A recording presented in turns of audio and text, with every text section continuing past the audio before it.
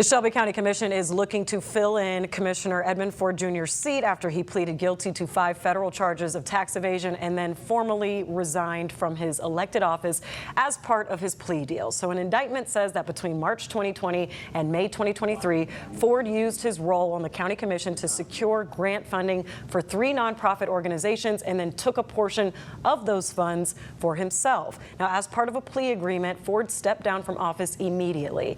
County commissioners formally acknowledged his resignation this week, and they're also moving forward with a plan to fill his District 9 seat so that those constituents aren't left without representation. It's a process that is supposed to be completed by March 9th. Otis, I'm going to have you open it up here. Edmund Ford Jr. initially submitted a not guilty plea. Now he's taking a plea deal. Why? Well, because the evidence was overwhelming. That's why, and I'm sure his lawyer told him so. The only real problem about this right now is that he has still not shown any remorse. He doesn't have to show remorse to me or you or anybody else. We'll see what happens when he gets to court for the sentencing. But the only good thing about this is that he cannot run for office again because he does not deserve to be in office.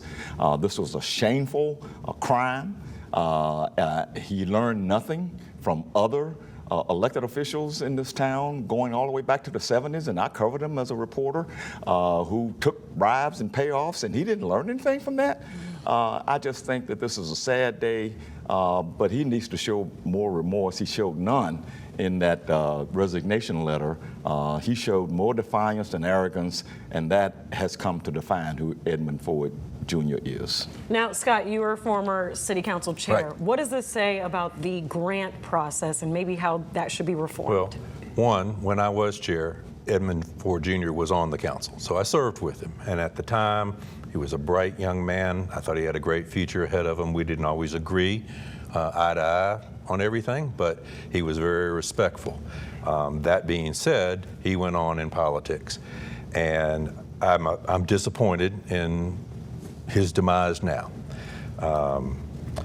We didn't have those grants when I was there. That was something that came on board. The first time I ever had grants to give out was when I was on the school board, and our grants were limited to, we had like $100,000, each commissioner had $100,000, but those grants were limited to doing things in our schools and our districts. So like I funded an AV system at Bolton High School. I funded a couple of the signs in front of elementaries, you know, the digital signs. Right. I mean, but everything that we did was directly to a school. It wasn't to nonprofits, and it wasn't that. So I would question that method of, you know, I would see if council members and commissioners were doing things in their district that were kind of tangible versus just giving them to. But I want to go back to fill in the seat. Edmund Ford Jr. was term limited. His seat was open. I think I've noticed there's 5 petitions out right now. I would hope that the county commission would not fill the seat with someone who's intending to run. I agree with that. Gives too big of an advantage. Let somebody who would love to fill the seat but has no interest in running, let them fill out the last 6 or 8 months, whatever it is, till the end of the term. Pastor Norman, welcome to the show. Thank you. What do you think? Do you think justice was served here? I have intel that Edmund Ford Jr. had to give up a lot of information that may put other people in trouble in order to get his plea agreement. But what do you make of all of this? So justice was served. If there's been an infraction of the law and the individual is guilty, then this is what happens when people break the law.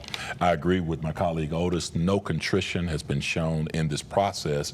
And I think that's what we as a citizenry were looking for, and maybe even the judicial system was hoping for, but to continue to fight it and then to also take on some of the attitude to disparage your colleagues and the entire board. It looks like Edmund had just taken shots at the entire board at his closing, you know, monologue there.